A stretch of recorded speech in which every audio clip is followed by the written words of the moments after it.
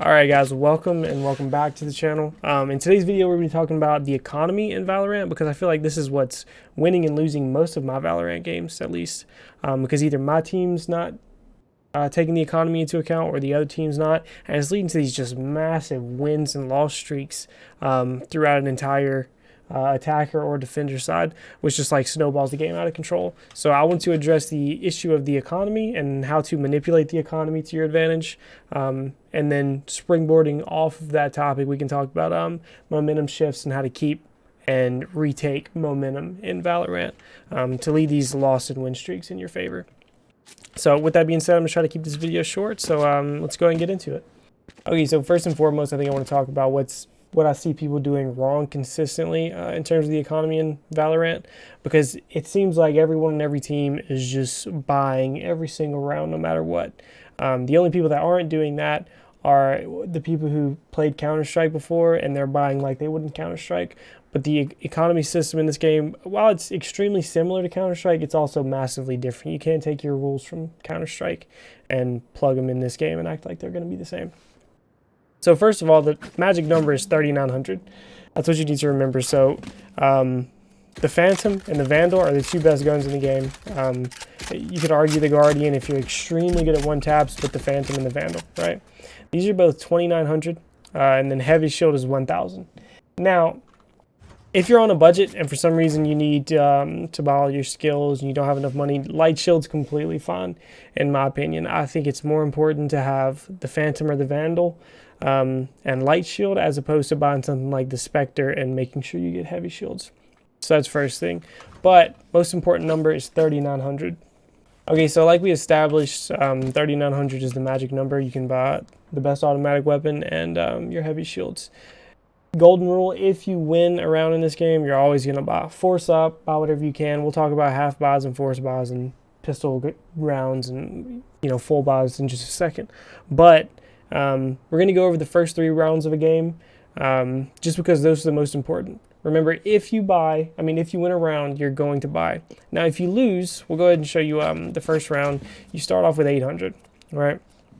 As you see, the minimum next round is going to be 2,700. I call putting points into your skills putting money in the bank, right? Because first round, I can invest 300 into my bank because those aren't going anywhere and still be able to afford a ghost, which is usually what I'm going to do if I'm playing Viper, because I only need 1 snake bite. My snake bite, I don't utilize it very often because I don't think it's that useful of an ability, but my poison cloud and my toxic screen, I always want to have that every round, which allows me to get a ghost and get my snake bite if I need it. But it's different for every character. For the most part though, you can get your ghost and then a couple abilities and you'll be fine first round. Okay, so it's second round. You lost first round, which is honestly the best thing that could have happened to you. And I know that sounds crazy, but in this game, second round is really gimmicky, and people don't realize this yet. So in Counter-Strike, you're always going to force buy second round in Counter-Strike because the goal is to save the third round, and then you can full buy fourth round. Second round is obsolete. You're just trying to get a win. In this game, it's different because if you full save second round, the opposing team got 3,000 for winning.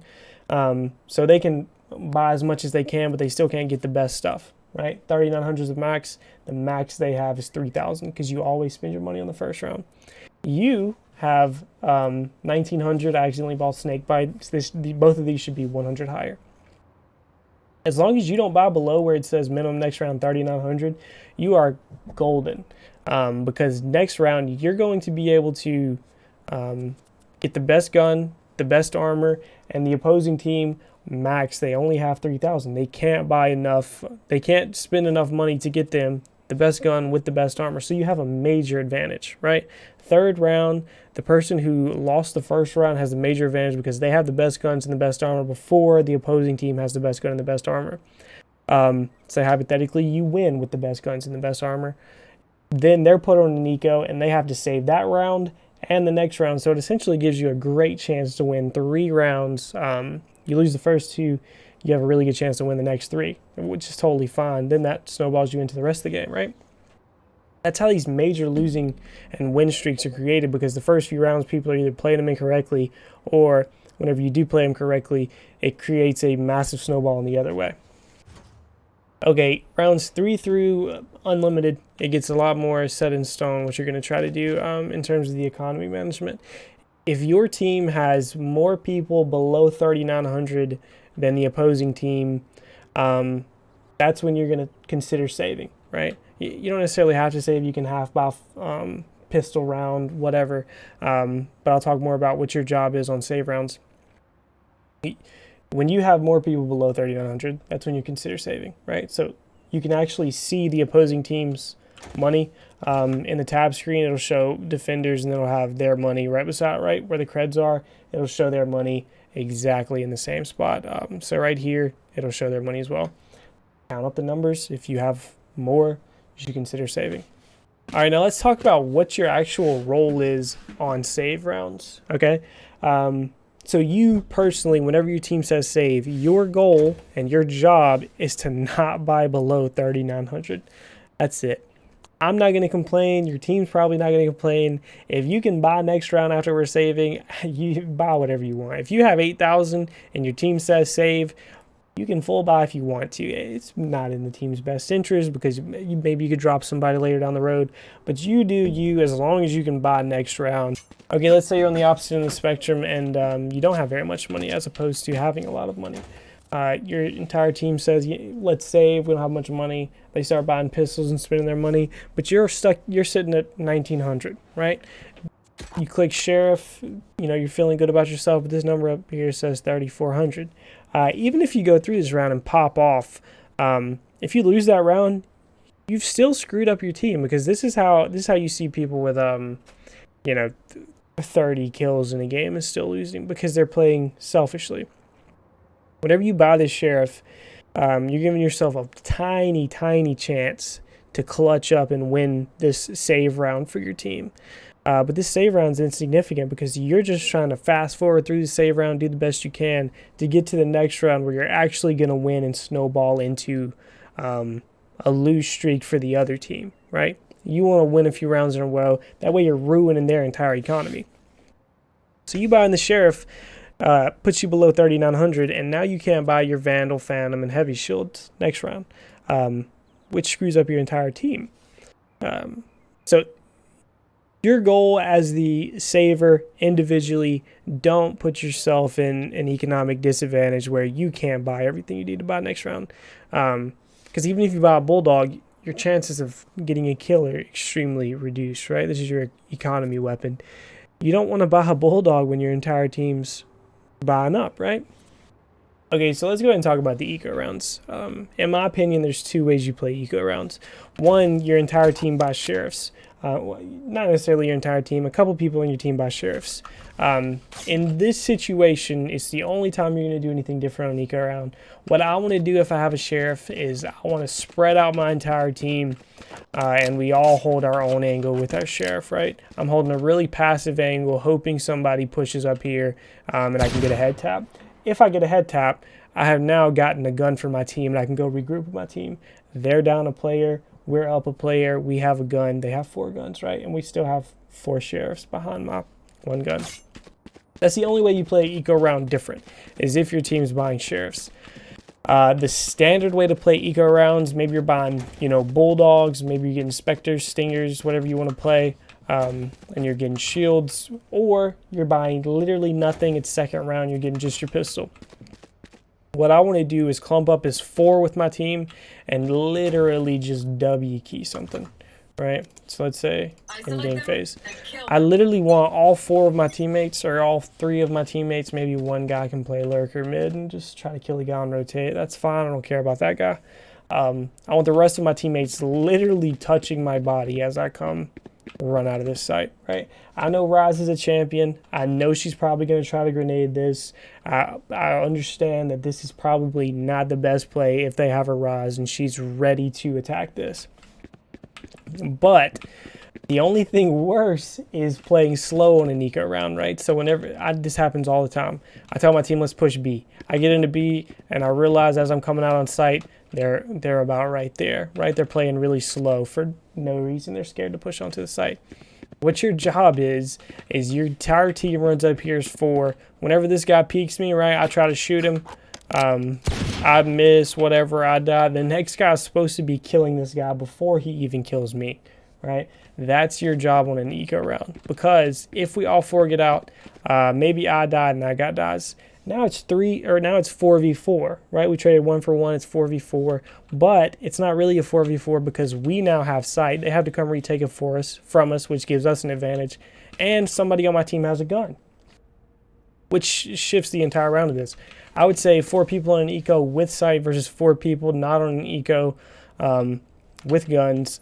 The 4 people here probably have a slight advantage, and you're getting plant money, or you're getting money for planting. But that's the job on an eco round, right? Your entire team pushes up as one, tries to get a trade kill 1 for 1, and take a site as fast as possible to get the bomb down, which puts the other team on a time schedule. Okay, so let's talk about anti-eco rounds. An anti-eco just means you know the opponent's going to be on an eco round, right? Maybe it's second round, you won the first one. You know they're going to be on an eco. What you're doing, what your job is to get guns where you can stop a massive push, right? That's what I like to do. And I think the judge is great for that, actually. I have the judge right here, right? A semi-auto / automatic shotgun. I say semi-automatic because it's not super fast fire rate. But say I'm playing B site and a massive amount of people just decide to run out right here, right? It's going to be absolutely shred city. I'm going to at least take out 2 of them with me because the first one's going to 1-tap, second one probably 1-tap. This is an easy way to just get a massive amount of kills, honestly. But what you're doing is trying to stop their massive push. The thing about what my strategy was, we're either going to spread out and peek people with sheriffs, or we're going to completely W key a site. And the judge is great for that, and I'll show you a couple different guns that's great for that. But on anti-eco, essentially what you're trying to do is stop the massive push without completely making yourself go broke. So you still want to make sure you're above 3,900 for the most part, but the judge is great for it. The Ares is great for it. The Bulldog is actually really good for it. It 1-taps people without armor, and it has a decently high fire rate. It's not massive, but it's decently high. And the Scout's also pretty decent for it too, because it does 101 to the body, which is a 1-shot to people without armor. So those are the only anti-eco guns I have that I really like running, right? The Judge, the Ares, the Marshall, and the Bulldog. You can also get like the Spectre, Stinger. I don't too much prefer the SMGs, but honestly the Judge and the Marshall, those are 2 great anti-eco guns in my opinion, if you decide to do an anti-eco. Also on anti-eco, you can have like 2 or 3 people buy, and then buy full out, right? Like Vandal, light shields if they want to, or just a Vandal, and the other 2 or 3 buy Judges and Marshals. That way, if 2 people die, you're still guaranteeing that the other 2 people on your team can pick up those Vandals and Phantoms and save them, right? So that's how you're going to run anti-eco. And I don't want to drag this video out. You can theory craft all day, but basically all you're doing is buying as much as you can without breaking yourself to still give yourself an equipment advantage. All right, guys, that's going to do it for me for this video. If you have any questions, comments, leave them in the comment section down below. As always, my Twitch is in the description. If you have any comments, questions that you need answered really quickly, or you just want to check me out, feel free. Other than that, new video is going to be out tomorrow. It's going to be a Viper educational commentary. This is going to be a little different. I'm going to keep it a little shorter, more high impact based rounds. Other than that, if you're interested, stay tuned. Drop a subscription down below so you don't miss it. And peace out, boys. Thanks for stopping by, and have a good day. And I've been chilling, watching the ocean with you. Baby, up with a slow motion crew. And we up in our cloudlands when people change, but not us. And we just chilling, kicking it, kissed by the sun.